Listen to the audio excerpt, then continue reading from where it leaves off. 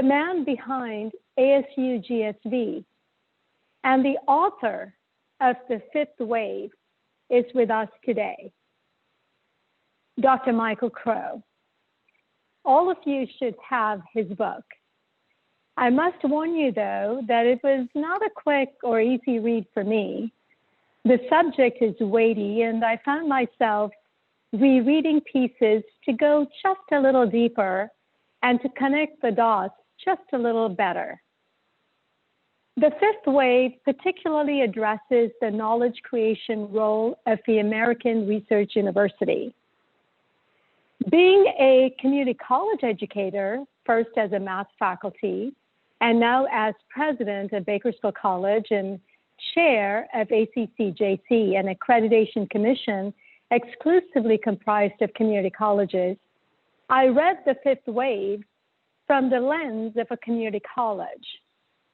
My biggest takeaways from the fifth wave and ASU GSV are the following, actually 3 takeaways. Number 1, fifth wave institutions are socially conscious. Horace Mann in the 1800s advocated for public education as being essential for a democratic society. And he coined the phrase that education was the great equalizer. Michael Crow differentiates the fourth wave and the fifth wave on this criterion, social impact. The fifth wave also talks about being insistently innovative. There is a sense of grandness of scale and global impact that permeates Crow's book, as well as the ASU GSV summits. This calls for an insistence in innovation for fifth wave institutions. And number 3, there is an these institutions are unceasingly committed to equity. Education providing social and economic mobility is a cornerstone of the book.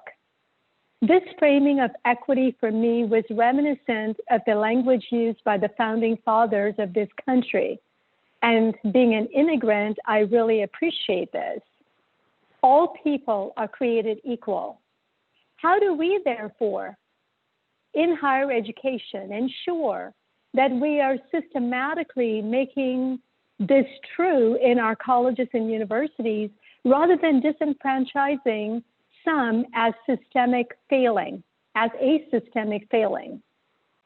So at this point, I am so delighted that when I contacted Michael Crow, he said yes to my invitation and to join us together for this conversation. So let me put the fifth wave into perspective, because unless you've looked at the book, you think, what is he talking about? It's a strange science fiction movie when it really isn't. And so the first wave of American higher education was the adoption of the British model, which took the form of the colonial college. And then unlike the private sector, where waves of evolution and organizational change wipes out the previous wave, in higher education, that doesn't occur. All of the previous 4 waves of American higher education are completely intact. The first wave has a few hundred, what I call the American Greek academies, a classic liberal arts education in a residential setting that is often, because nearly all of these, 99.9% of these are private institutions, is very expensive. And it's really the classic education, wave 1. Wave 2 is where the community colleges sit as the most recent addition to the evolution of the second wave. And the second wave are the public institutions. They started with some universities in the South that got stood up in the late 18th century in South Carolina, North Carolina, Georgia, and Virginia to emulate the schools that were in New England, which emerged from donors and churches, which didn't emerge that way in the South. And then later what happened was public universities and colleges got going, and then teachers colleges, and then community colleges. And there's, many hundreds, low thousands of institutions in wave 2. All of these waves have also been the place where other institutions have emerged and evolved. The third wave is a uniquely American thing, which are the land-grant universities and the historically Black colleges and universities that are under the 1890 version of the Land-Grant Act. And these are schools that were very American in the sense that they were designed to produce agricultural and engineering outcomes positive to the success of the country, and to educate the sons and daughters of farmers and mechanics. So it was really an American response to what had been largely an elite or elitist model for education in wave one or wave two, including in wave two initially, no longer with the unbelievably democratic institutions called community colleges, but those are only a 20th century addition and a 21st century mechanism. The fourth wave in American higher education is where things began to really get complicated, in the sense that 3 private institutions got stood up in a 25-year time frame, beginning with Johns Hopkins University, Stanford University, and the University of Chicago, all driven by philanthropy, all driven by regional competitiveness. And they were basically the merger of the German Scientific Technical Institute and the British College. And they became known as the American Research University. The university I used to be at, Columbia University, where I was deputy provost for many years and a faculty member there for many years, they were Columbia College until 1896, when they transformed themselves into Columbia University and began becoming a research university. They weren't that before. They were a wave 1 school that leapt to a wave 4 school. The wave 4 today has about 150 members in it, 150 research universities. And increasingly over time, and I apologize for the length of the comment here, but these universities have increasingly become more and more and more selective. The faculty have become more and more research intensive.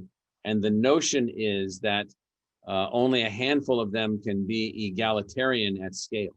And so what's happened is that the weight of egalitarian access is really now at the community college level and the state college level in wave 2. But now we have a divide in our country between the wave 2 schools and the wave 4 schools. And that is this notion of who's qualified to be a student at a research university. So almost 20 years ago, a pack of us came out here to Arizona, where we thought that there was an opportunity to really build a new kind of university, with the objective that we came with was to build what we call the new American university. And then the model was basically the following: an institution deeply committed to egalitarian access, which was simultaneously as competitive from a research perspective as any wave 4 university, that could then scale back to what Sonia's point was, and be deeply committed to equity, deeply committed to innovation, which was the only way to get there, and then deeply committed to social impact. And so that would mean then changing everything, changing our relationship with community colleges, changing our idea of selectivity, changing our idea of pathways into the university. So somewhat like Stanford and Johns Hopkins were self-declared first-in-class wave 4 schools, Illinois and Berkeley and Michigan State, Purdue were first-in-class wave 3 schools. Georgia, South Carolina, North Carolina were first-in-class wave 2 schools. And I don't know what the wave 2 first-in-class community colleges were, but there's obviously hundreds of them, and they're very, very significant in our economy. And then first-in-class wave 1, think of schools like Williams or Amherst, Bowdoin, schools like that. The thing that's a little bit different about academia is that all 5 of these classes, all 5 of these waves, are still evolving within the wave. And basically what we suggested in the model that we put forth, and I apologize for the presumptuousness of this, but that the earlier waves were not adequate to the complexity of the society that we were facing. So what we found was that, for instance, if you picked on a university like the University of Michigan or the University of California at Los Angeles, they used to admit students that had B averages from high school. If in 1950, over here on the backside of my desk over here, I have the catalog of the University of California at Los Angeles from August 10th, 1950. You can find it on the web. So you look in there, it says, if you have a B average from a California high school, and you took these 15 courses and have at least a B, you're admitted to the University of California and there's no cost. Well, I don't think it works that way anymore. And this was before the community colleges in California had gotten set up, before the the big strategic alignment between all the systems in California. So what happened was that, I'll just pick on UCLA. To get into UCLA now, you need a weighted GPA coming out of high school above 4.0, or you're not going to get in.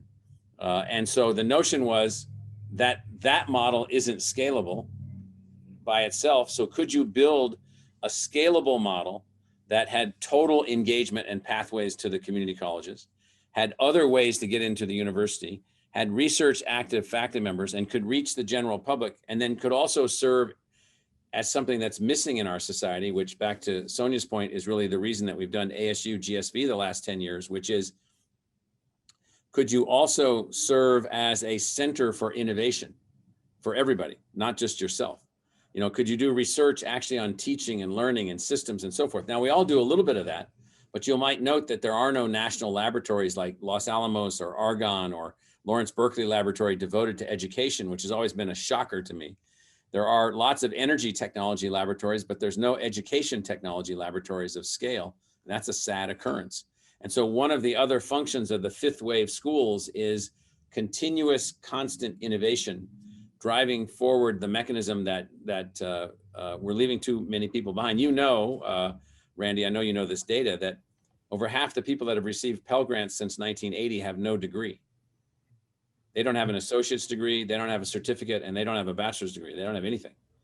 The vast majority of people that started college in the United States have no degree at all. And I think we're the only industrialized country in the world that has that as an outcome.